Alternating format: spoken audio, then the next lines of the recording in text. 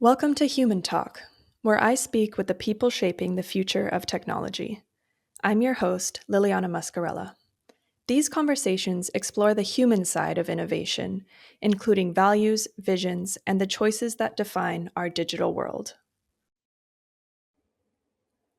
Today I'm speaking with Alina Latinina, a digital rights activist, hackathon powerhouse, and cultural strategist whose work spans movements, archives, and myth-making. Whether she's hosting privacy hackathons that feel like slumber parties or building communities beyond hype and hierarchy, Alina is shaping how we imagine and practice freedom online. Welcome to Human Talk.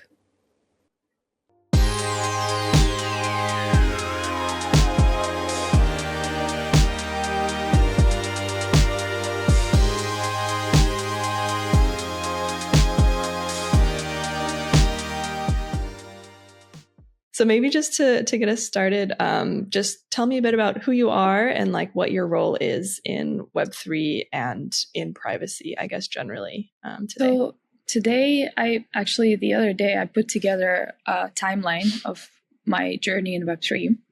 I was doing it for a career coach because I'm feeling like I'm a bit closer to burnout, and just to avoid anything like that, I wanted to, get on top of it. So kind of like career coaches highly recommend, like the good ones are the good ones, and totally worth it. But I was putting together this timeline kind of for her, being like, when did I start? So that was like around three years ago.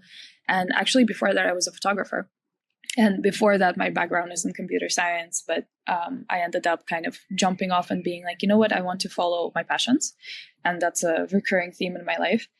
And I ended up working in fashion and production, but something always felt off, especially because I was doing it in Rome. So I grew up in Rome, but there's not a lot of movement there, especially for an artist. And I've realized a lot of brands want very simple marketing photos, and then I couldn't make any money by just being an artistic, like film, fashion, photography, because they want proper marketing. So I ended up basically being my own kind of production company, where I would contact brands outside of Italy and then bring the work to Rome, because I also ended up having this big circle of creatives, very talented young people. But then, big brands would go with like the 60-year-old man who's been working with big names for, over a century, and being like, oh, okay, but he has the name. And it always really annoyed me, because I was like, there's so many talented people out there, and they're not getting, sometimes they get their credits taken away. Or, for example, like my friend's photo she took of Laura Pausini was published in Rolling Stones, and also another big publication, but she got no credits for that. And I think that was like one of the building blocks for me to actually pivot to crypto, because I felt like I wanted to start a creative agency, but I didn't like the idea of agency. I wanted to be a community, like kind of decentralized. And then that's where I was already playing around with the ideas of decentralization, rather than, having like a hierarchical structure. But I was very lost, because also like, 23, 24, I was like, how the hell do I do that? And then one night I was scrolling on Instagram and I saw something about NFTs, and I was like, okay, it's time to find out, like, what the heck are NFTs? So I went down a rabbit hole. I didn't sleep all night, and I was like exploring all of these like token gated communities and airdrops, and like especially how NFTs like preserve, the author, even though the owner can change, it's always on chain that who made it, and they get royalties if it's resold. So that's where I was fascinated with this, and that's where also the war between Russia and Ukraine started. And the big point for me was like I wanted to see more art being created from the side of Russia, being like, maybe a documentary of how Russian lives are going. But then there comes problems of, you don't want to necessarily dox yourself and be like, oh, okay, like I'm here, I made this documentary. So that's where I started exploring idea of, creators staying anonymous, but then getting tokens for their work, because then they can also get, royalties without doxing themselves. And I came up with this idea. Initially, it was a software. And then I was like, okay, maybe it can be a community in Web3. Like, I have this tendency when I read books, I make notes in the books, because I'm like, okay, like certain book is a period of time. So I can never lend my books to my friends, because there's just too much random shit there. And half of my books from that time are just like, oh, metaverse and, like ownership and privacy. But I was really struggling for a year because I didn't have an in real life community, and I was just exploring this on my own on the internet. And I ended up actually in Cardano community, and I started learning Haskell for whatever reason. And then I felt like I was hitting a wall because I was like, I don't have enough knowledge to do this. Then I came to Amsterdam and I reached out to community here. And that's where my journey kind of changed a bit, because I ended up, but this in real life community is so cool. And Ellie actually proposed, the founder of Cryptocanal proposed to do ETHDAM together. And I was like, hell yeah, I'm in. And ETHDAM was a first privacy conference in the Netherlands, conference and a hackathon. And at that time, I had no idea what a hackathon was. And I had no idea how, Web3 events work. I was so new to this world. So that's where I kind of jumped in and then kind of benched the creative platform idea. And I think for now, it also never came back around to me, because I was like, this is just one use case, but the world of privacy is so much bigger. So that's where I ended up just following my passions and exploring. So for 2 years, I was organizing hackathons, and it's very random, but I just really like hackathons. It feels like a friend group having a sleepover and trying to build something. And I'm like, this is amazing. And so I ended up doing that, and I organized quite a few hackathons. Then I had a grant from Ethereum Foundation for ecosystem support. So to do those hackathons, so go to places where there hasn't been one, and basically helping build it up, because I've done a few. So a lot of things that are a bit of a mystery to people that are just starting to organize an event, but to me it's like, it takes me 5 minutes to do. And and then I ended up in privacy world again, because most hackathons that I did were actually sticking with privacy. And that's where I discovered Web3 Privacy Now community, and then kind of jumped head in, and now I'm here. Amazing. Wow. I have so many questions. There are so many different bits that were really intriguing about all of that. I wanted to add one more, interesting bit. I saw somewhere that I think you have called yourself, or people have called you, a Web3 or privacy mythologist. That's fully me. So how does that fit? That's you. Yeah, that's I love fully it. So me, how does that fit into all of that? I didn't know how to call myself, because I feel like I've been following my, let's say, career, or things that I do. I've been following my gut and just following what fits right to me, which honestly has been a privilege in the sense that I got to explore what I'm good at and my strengths and favorite things to do. And I think myths and mythology when I was a kid was my favorite genre. So I was obsessed with Greek mythology, anything that was this kind of mix of reality with a bit of grandeur in a way, or some kind of emotional pool where it stays throughout years and centuries, and people still read the same myths and still the same stories. And it doesn't even matter if it's based on real events. Usually it actually is. I've been deep diving into that, and it's really cool. But the usual events, what actually happened, is probably very boring, or very regular, but it turned into this almost like a movement. And that's where I really love the connection with privacy, where I'm I can call myself a privacy culturist, I guess, or privacy journalist is not really, wouldn't cover that, but it's more taking in the culture and transforming it into stories that I can tell people that would be more, they would learn about this culture, plus they would want to maybe join it, or it's something that brings the conversation from tech to humanity, so to passion and to things that we can all relate to. And that's something that I also see is missing in privacy, because I think it's always been my passion to kind of bridge that to people, that privacy is not just code, and privacy is not just for developer in a hoodie, in a basement, trying to hide from someone. And just kind of making this whole narrative. So I feel like it would be almost like a privacy marketeer, but I've never studied marketing, or, I don't even like marketing that much. But yeah, mythologist just felt like it fit the most, but it will change at some point. But I'm right now it's a good, it kind of encompasses it. Totally. No, it makes perfect sense to me. And we can always change how we see ourselves and how we present ourselves in the world. And that's part of the beauty of it. And I love as well, this sort of, more creative lore and making privacy beautiful in a way, I think is really interesting. And I think you've mentioned in like I saw a video of a recent event, like you talked about kind of making privacy, I think, like aesthetic as well. And I think it's so interesting because I also feel like I also love like lore and stories and fantasy, but I think the best part of that is how it actually connects to like real life.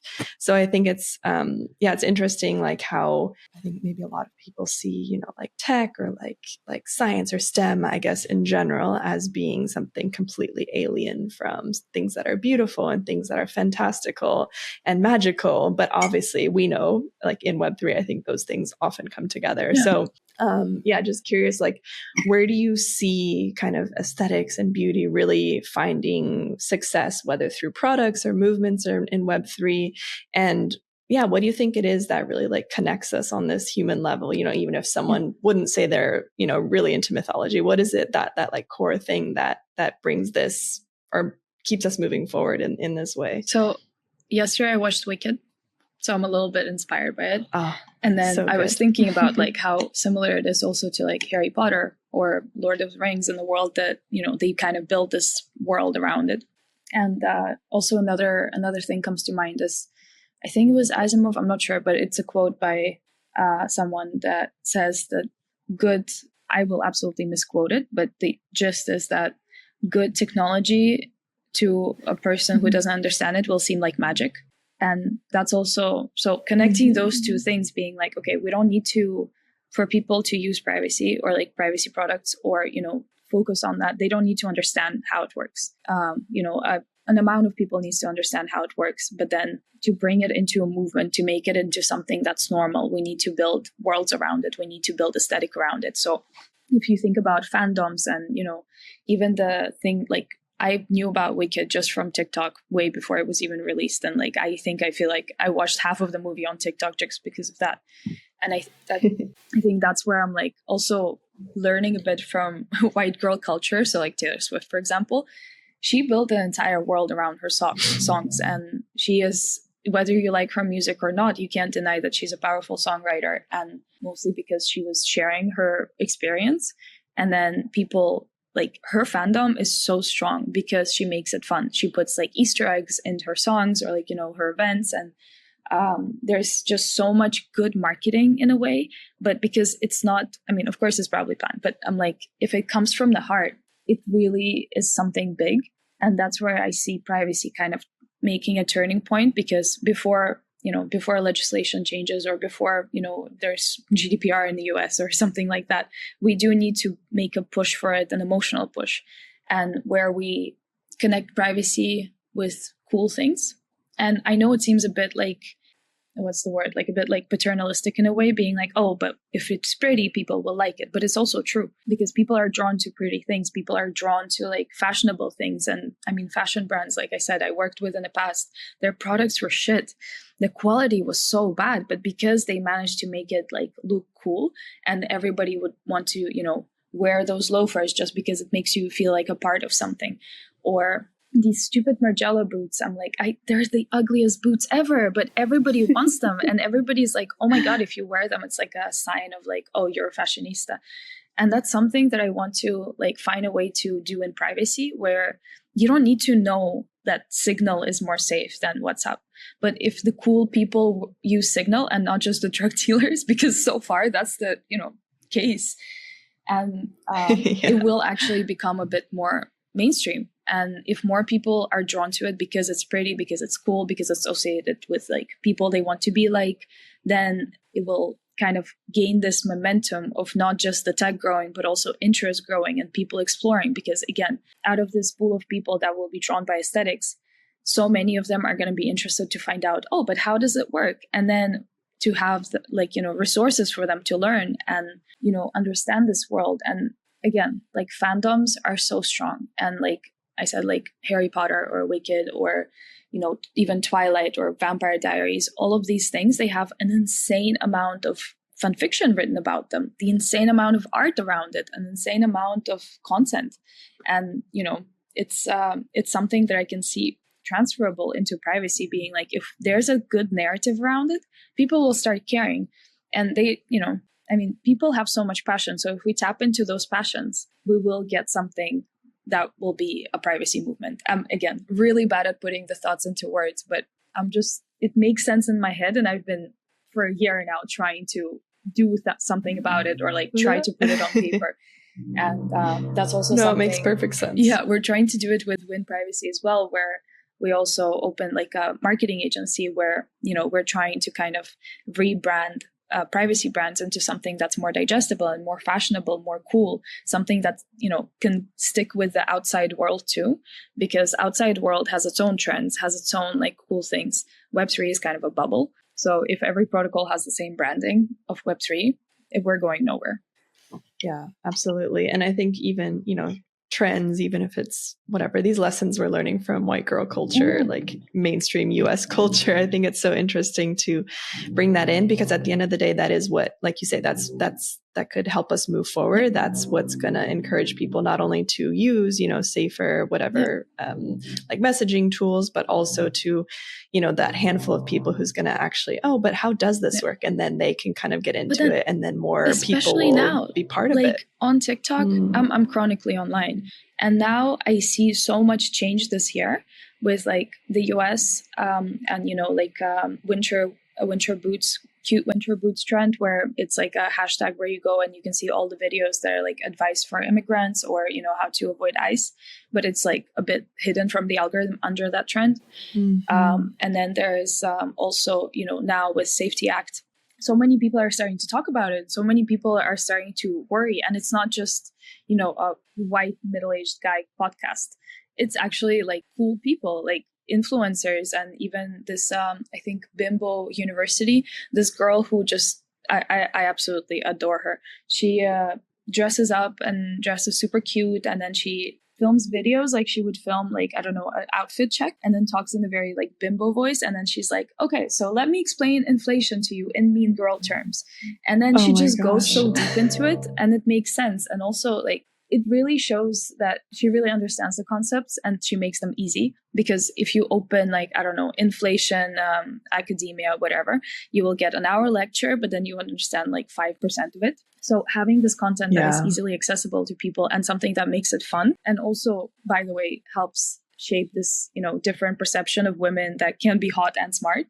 It's also a big fan of that. And she started talking about, like digital rights and surveillance. And she started talking about Palantir. And I was like, okay, it's seeping into mainstream culture. And the more content creators like make content about it, the more people will care, the more people will come into this kind of circle. Because for me, privacy and crypto are quite different. They are interconnected for sure, but also I do see people jumping into privacy without the notion of crypto first, because crypto has already so many bad connotations, and, all the scams and all the things that have happened in the past. And the media is not very kind to crypto, but the media is becoming very kind to privacy. So that's a wave that I want to jump on for sure.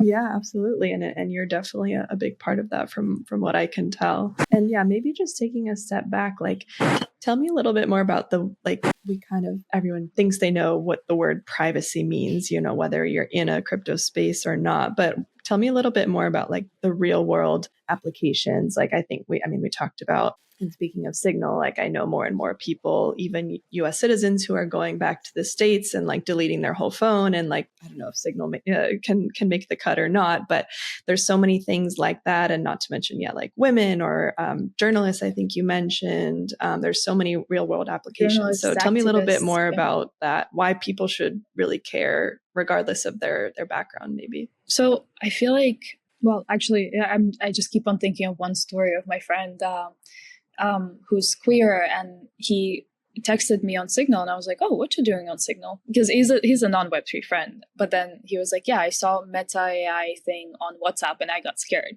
And I started like researching and like actually being worried for my data. And I feel like it's something that, people on the fringes would think of first, because not every country is open to, him living his life openly. Or same for trans people, or same for, specific like safety worries like activists or journalists may have.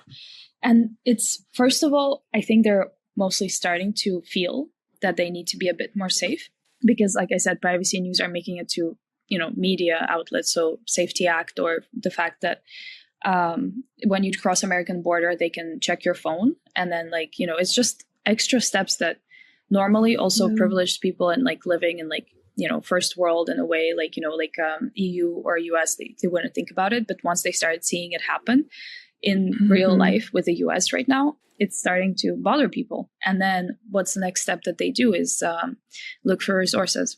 So Signal is kind of like the most like on brand, or like the most like thing that with the most marketing in a way, where, oh, it's like the private messaging app. But then other tools, like it's a bit tricky. And I think it all starts with education and starting to have a conversation about it. So for example, there was like at Win Privacy, we have a lot of like communities that we collaborate with. And one of them is Her Story, which is a Chinese community. And they brought up this thing where it's a nth room scandal in Korea, where it was a Telegram group, and like men were just sending pictures of, you know, women that they took like in public restrooms or, you know, like in public places, and women of course don't know about it. And then also tracing metadata of the pictures that women post online, and like finding where they are. And then we started thinking about, we were like, what can we do? So we were thinking of, you know, a simple tool to scrape the metadata.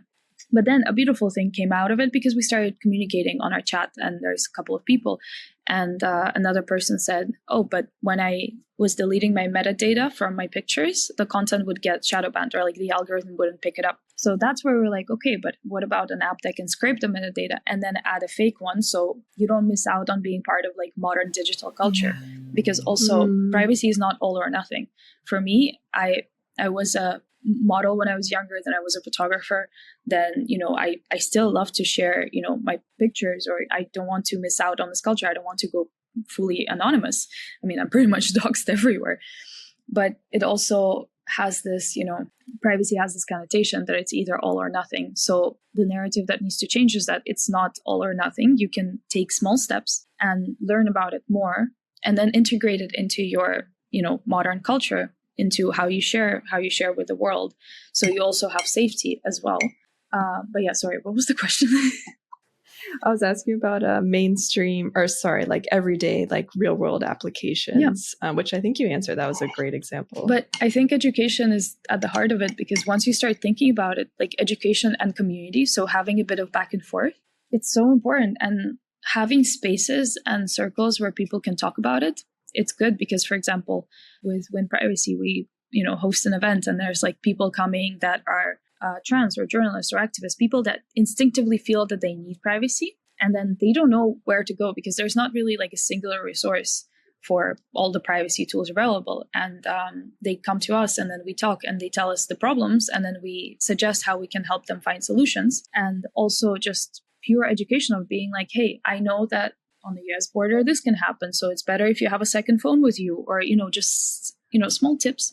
Because, like, for example, journalists and activists, they still try to use more privacy, but it's still more complicated for them. Like Migla uses this example of her friend who was an activist against Shell, and them putting their phones in the freezer not to be tracked. And it's kind of like, if you have more resources available, you can protect yourself better. But it's something that people need to connect about. Like Rocio, this amazing activist from Ecuador, she's also part of our community. She was talking about how they have a couple of activist groups in Ecuador, but they're missing mentors. So they're missing someone who will teach people how to use privacy on a very basic level.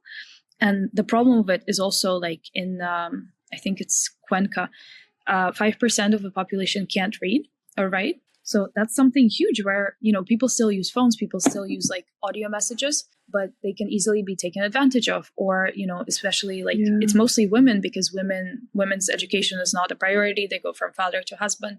But then if they're stuck in like a domestic violent relationship, how do they get out? How do they protect themselves? So there's a lot of activism going on there, but it also needs mentorship. It also needs some kind of guides that can, we scheduled a call where a couple of mentors will give a talk, give a bit of a workshop to her activist leaders for them to spread it forward. But yeah, so everyday privacy, it's a tricky one, but it's the more you talk about it, the more people can pick up useful tips and start using them and implementing them in daily life. Yeah, absolutely. And I guess this is sort of a type of mentorship, which makes me think of community and collective sort of, I guess, public goods sort of tools as well. And I think that you've also described privacy as a form of like care or like, yeah, collective care. It's not just like activism in kind of a bubble. And it's not just this, like you said, it's not just about completely anonymizing yourself and like removing yourself from society. So how do you hope that kind of this reframing will change how people engage with whether privacy as kind of like a goal, as a mission, as a movement, but also how they engage with like the internet and community and like how they can maybe, I imagine, kind of rebalance like the power dynamics of being, from a maybe somehow marginalized or targeted community? Yeah, I feel like the best example for this is actually, so I'm Russian. So when I travel to Moscow, especially being completely undoxed as a privacy activist, I'm always a bit sketched out about using, regular forms of communication, especially with like my friends back in Rome. And when I asked them to download Signal, they were like, oh, okay, sure, it's better. But like, nobody really went for it. It was like one or two people. They were like, oh, if you ask me to download, I will. But then when I elaborately explained to them that it's like, hey, for you, it's just a simple tool or like a different app to use. But for me, it might actually be my safety. That's where it got through them being like, oh, shit, that's true. And that's where it's, if we frame privacy as like, oh, it's, this fight against black and white. It's like V for Vendetta, or, we need to take down the regime, or, Big Brother is watching. It kind of turns it into this like, oh, it's this activist dev in a hoodie in a basement kind of like mentality, or like, the Mr. Robot kind of thing. But no, it's just, if it's reframed as collective care, is like, hey, you downloading this app might actually be very useful for me. And when you think about it, it's out of a friend group. Like, for example, in my friend group, there's a couple of people that might be, under kind of like threat in any way, like around the world, in different countries and different states. And if everyone just adopts this mentality that you're not doing it for you, you're doing it for someone that you care about, that for you, it's not a big change. I'm not asking you to switch, I don't know, to Android, but it's like, hey, like it's a simple change that you can make that will help a lot of people going down the line. You don't know. And that's the part of it, being like collective care is not, a task. It's not like, oh, if you do this, this will happen. It's just taking small actions for the benefit or, safety of a bigger group. And that's something that I really get annoyed at. When it comes to privacy, people often compare it to safety, being like, oh, but if you have privacy, you don't have safety. And I don't like this framing of, oh, they're not mutually exclusive. Actually, like privacy and safety go hand in hand. They're both about collective care. They're both about, kind of caring for your environment and being safe. But private, like safety as it is now, it's more of a, one-way mirror. So it's more like, oh, someone's observed and you don't know who's observing it. Like I don't know. It also, like growing up in the Balkans, the grandmas that, sticking out of the window at all times of the day, kind of watching everyone and being like, oh, that's where everyone's going. Like I remember, even having my first date, and then one of the grandma from this like other apartment reporting to my Croatian grandma about it. And then in the morning, she's like, so what'd you do last night? And I'm like, oh, you already know. But that's a bit different. But that's different than government surveillance. Exactly. That's how, I see privacy being it's decentralized care, or like, safety being a bit more decentralized rather than having one entity that collects and knows it all. And, kind of, you don't know who it is. It's a one-way mirror versus, the system of grandmothers, of Balkan babushkas, like, sticking out of the window, watching you. And then, it's like gossip network of like, oh, this happened here, because it's also local and it's rooted in this. I mean, also they want gossip, but also it is safety, because if they saw something happen, they would talk about it. They would help report it. So that's the way that I see safety coexisting with privacy, where it can be, almost like privacy pools of people being like, okay, like this community is kind of like, maybe you have the, safety leads here. And then I don't know exactly how it would translate to a bigger scale, and especially in technological world, but this is already like this, intent. And then hopefully we can shape the world around it where privacy and safety are not, mutually exclusive, and people start seeing it as the same thing. or not the same thing, but like as something that is like siblings, they coexist together. I love that vision, and especially the Russian or Croatian grandma analogy. Yeah. We should all strive for that, and like you said, kind of looking out for each other in this decentralized way instead of this like top down. And I did want to ask about that because I think it's interesting. I'm sure, I guess outside of like the Web3 context, it's like, yeah, like you were saying, it's privacy versus safety, or kind of like privacy from surveillance. But then, yeah, what if something happens, XYZ? But yeah, how do you see kind of, or what do you see as maybe the culture shift that has to happen for this to maybe scale? Like if you could like change one thing about like the way the world works or something, because I'm thinking of, sorry, branding literally, but when I say branding, I don't mean like marketing kind of branding. I mean literally making privacy something that is a cool thing. So even in my ACC talk, that's where I was like, rip privacy, like privacy as we knew it is dead. And then it was like, okay, actually, I'm going to talk about how privacy should be cool. Privacy should be the new rockstar movement, because remember, like back in the day, well, we don't remember, but back in the day, rock stars were huge. And, you know, it was this whole thing where you don't necessarily live the rock star lifestyle, because I feel like it also encompassed a lot of drugs and a lot of different things. But you want to be like a rock star because they don't give a fuck. They just, they live their life, they follow their passion. And actually like not rock star, but like metal community is some of the nicest people I've ever met. And it's like, they look so badass, but then it's like, oh, they're like just little munchkins. But kind of bringing that into privacy, where if you say privacy, like I said, I think Mr. Robot, and I work in privacy. So I'm starting with myself of shifting the narrative of privacy into something that I find fashionable or cool. And that's where I really need to channel this shamelessness of privacy, being like, it's not, you don't have something to hide.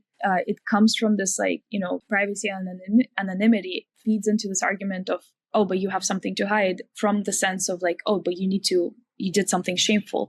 But privacy is shameless. Privacy should be shameless in the sense of you do whatever the fuck you want. If you want to post your pictures online, do it, but in a better way, maybe with a fake metadata.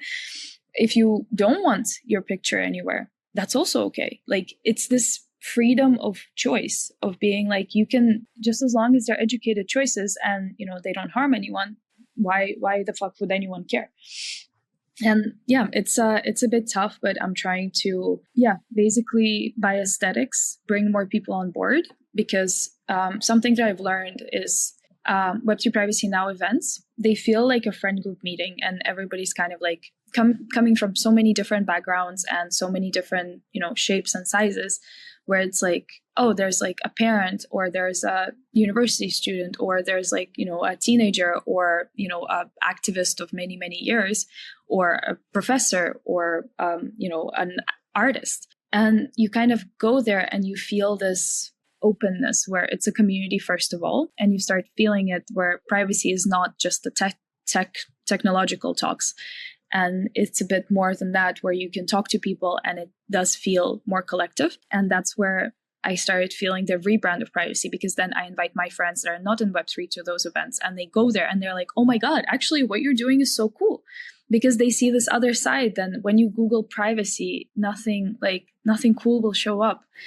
And it's, that's something that I definitely want to tackle and change, being like privacy should be, you know, with crypto, we already fucked up with, you know, kind of Trump didn't help with his like, you know, shitcoin thing. People already have bad connotation of crypto. So now I'm kind of hoping that privacy can be a bit different, and privacy would actually be cool. Yeah. Yeah. I think if anyone can do it, you can definitely do it. I'm gonna try my best.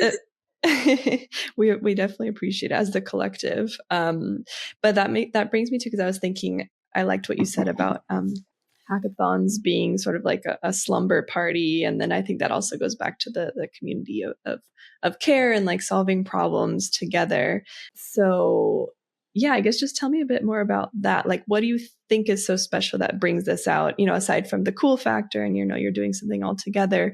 Can this sort of environment be replicated to solve like bigger privacy problems? How do you see these really special, unique spaces maybe being more of them, or maybe being more accessible to more people? So this is the question that I find absolutely brilliant. Thank you so much for asking it, because that's something that I never really thought about, of like replicating that like momentum somewhere else for the better, because I'm so focused on hackathons and improving them. Because the first thing that I actually liked about it during like my first hackathon conference, I wasn't organizing the hackathon, I was actually organizing the entire thing. But then I saw a problem happening during the hackathon, and that's where I jumped in. That was actually during judging, and that's where I was like, okay, this is like a high stakes kind of situation. My ADHD mind was like, whoa, perfect. Like I get to run around, yell at people, and actually get the dopamine out of seeing it move forward and move forward very efficiently. So that's where I was like, okay, I want to do another hackathon to improve this exact like this problem and then make it better. And then so I've been kind of laser focused on improving how hackathons run in general, but I haven't thought about bringing that momentum somewhere else. And then this is also where it kind of started with my photography, where I would basically host like thematic kind of nights at my house with all of my kind of creative friends. And we would have like photographers, someone who wants to model, someone who wants to do makeup, someone who wants to do, I don't know, styling. And then we would just all put us together, have a couple of drinks, and then just like I had like the studio lights and like the whole setup, and then we would just take pictures for fun. And we came up with so many amazing concepts just out of a couple of glasses of prosecco and like just putting things on. And then I know a couple of people that actually discovered their passion through it. So some girls went into like full on makeup, and then some ended up modeling actually. And then my friend discovered that she loves video, and now she's working as a videographer. And it's the same that I see with hackathons, where a bunch of people get together and then they kind of discover they get to try on different hats of being like, oh, maybe you can do front end or back end, or like maybe this topic is interesting. And you get to know people. And then it's this short amount of time where you have a similar goal. And it feels really like, also, I don't know, like if you become friends with someone during a hackathon, you're usually already very strong. Like you have this strong friendship bond, because you go through this together. But how it could be replicated to bigger scales, I do think that in real life is very important. I think having like a goal, because there's a lot of like meetups, communities, like hackathons, and a lot of hackathons are also run in this like very format that we've kind of settled in throughout the last couple of years. But having more offsite things, like for example, having like a privacy house for a weekend and inviting very specific people to be like, hey, do you want to build something? You don't need to be the professional. You just need to care and show, just collect people that have privacy as a passion, but from different kind of, worlds. So legal, medical, creative, tech, put them all together and then see what can happen. Because then if they have a goal of improving something or, tackling a certain problem, and then they have the follow-up steps, we can accomplish so much. But, it's a bit tricky, because then usually the goal would be a nonprofit goal or something to improve. I mean, usually the good things don't have funding flowing into them easily. So if there's some kind of support for that, I think our world would move a little bit more forward. And I think it should start with legislation, because something that I discovered the other week, where I was, struggling, being like, but why VCs always say like privacy doesn't, bring money. So they don't want to fund privacy. And then that's where I was like, okay, but like you can still collect data if it's anonymized. But then if it's anonymized, like why would a company want to get this data when they can have a not anonymized data? All of this. And I was like, oh, but then the legislation has to change, because then if the, companies that produce data that's doxing people, if other companies can't buy it, they're not going to do it. And then they would actually fund more privacy oriented projects. So that's where also at Win Privacy, we have a legal kind of task force where they meet once a week and kind of want to lobby for different changes within legislation in the EU. But it is a big start. And I feel like also a big part of breaking out of this Web3 bubble is also reaching those kind of people that do want to do good, but just work in different professions, and being the translator between the two, being the translator of crypto privacy world to them being like, oh, but this is how blockchain can help, or, this is how we can support you, or, just even sometimes giving tasks because people want to do something good, but they don't know what and where to start. But yeah, sorry. I think I've gotten into my yapping mood. I think I'm going all over the place. No, that was fascinating, and I love how you kind of you were kind of describing this idea of almost like encouraging more play and creativity and like collaboration, even if you don't know where it's going necessarily, like with people from all different backgrounds, and then kind of coupling that with more maybe like, I don't know, top down or high level, like legislation is still important. So for anyone who's concerned that privacy is going to, throw like government out the window or something, like there's still a role for it. So I think that's super interesting, and all the activism that could build up to that. I see that as super powerful. So thank you for that. And then maybe just kind of, I don't know, I guess kind of a last question. I mean, we've talked about a few different sort of like going back to this mythology idea, and we've talked about a few different like branding might be the key, or maybe, play, creativity, whatnot. But if you could maybe rewrite or write another sort of myth that you would want to keep in this sort of like lore around privacy, for, I don't know, future generations, or even in the next 10 years, what would that be, that like one thing be, or that one rewrite be? I think the way that I see privacy, so we started off with cypherpunks, and actually that's where my privacy kind of passion comes from. And I hope we have enough time, but this is like a big one for me, because when I was 17 and I started college and I wanted to change the world, and then I started studying political science, and I was like 2 years in, and I was like, actually, I'm just okay with my associate's degree. I'm going to move on to the next, and then that's where I went for computer science. But the most important class that I took during that time was actually called Privacy and Identity. And it was meant for seniors, but then I was like, oh, but I really want to take this class. So I went to the dean. I asked if I can still take it. And she was like, okay, fine, if you really want to. And actually, that was a fundamental thing in my life, because the class was a one-off semester class taught by Simon Davies. And he was the first privacy advocate in the world. So he was actually at that time like 60, almost blind. And this guy knew what the fuck he was talking about.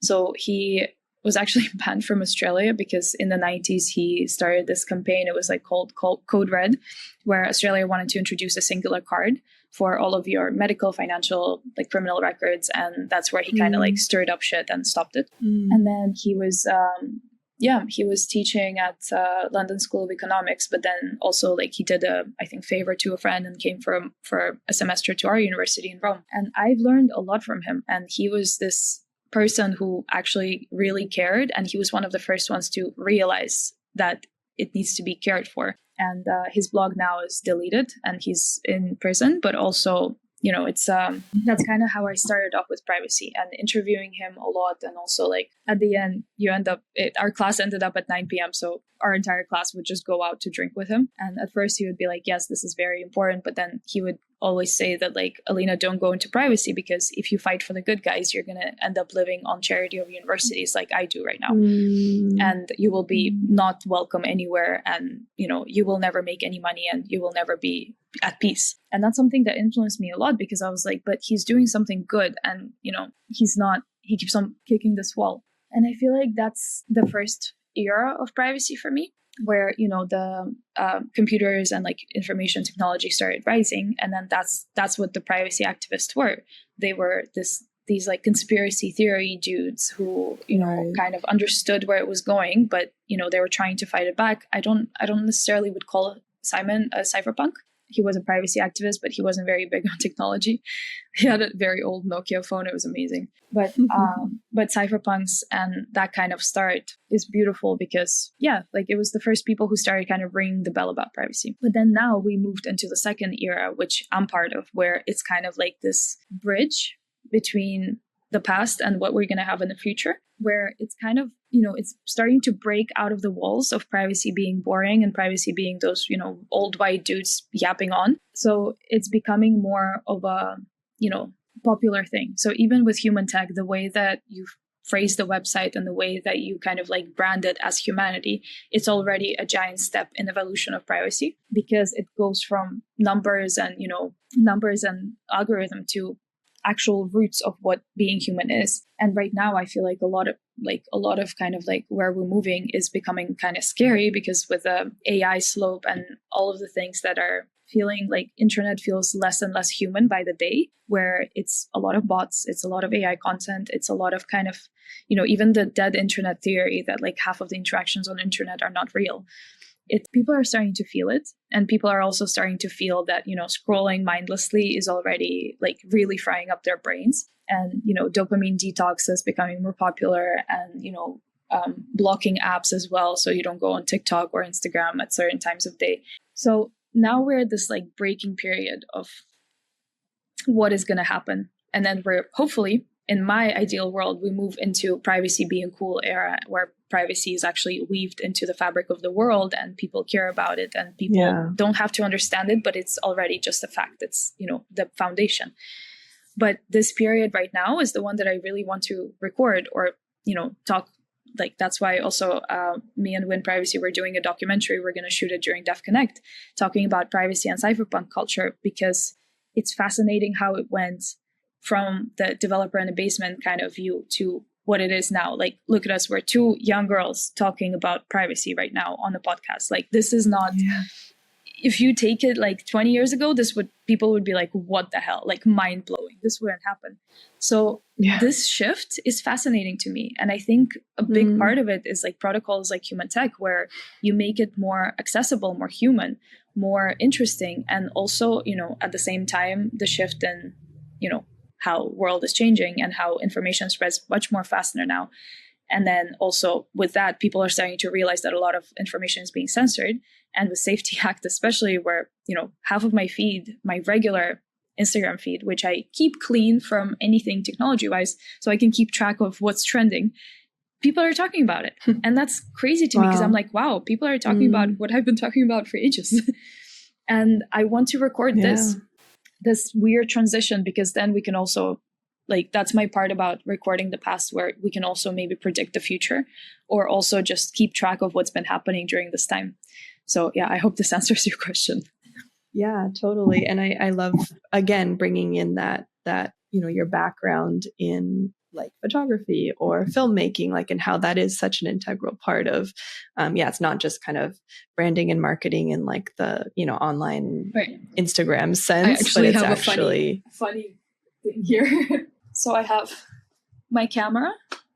Oh, wow. So I have my cool vintage camera that I usually use for photo shoots. And it's usually standing next to this pile of books. And like literally just a couple top thumbs are they're all blockchain. It's like digital freedom, the Book of Swarm. We have blockchain decentralization systems, and I don't know, even like the block size war. So this combination is something that doesn't happen often, and that's something that I want to promote. Being like, this can also mean that I have art in my house, or I am interested in art, because usually people would see this and the camera as like mutually exclusive items. So that's where I'm like, I'm trying to break the narrative of a boring dev, because especially most developers I know are not boring, and that's not what most people would imagine a dev to be. So there needs to be better branding.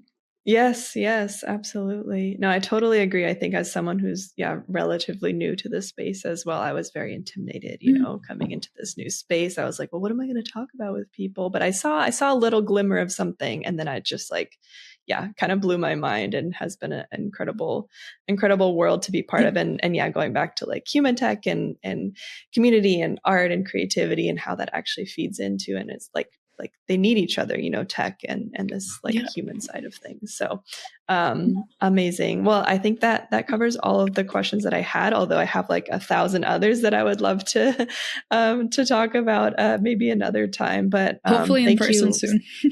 I was going to say, if you're ever in Paris, a bunch of our team is here. I think you're based in Amsterdam. Is that right? So I come through Paris a lot. Like, it's a 2-hour train.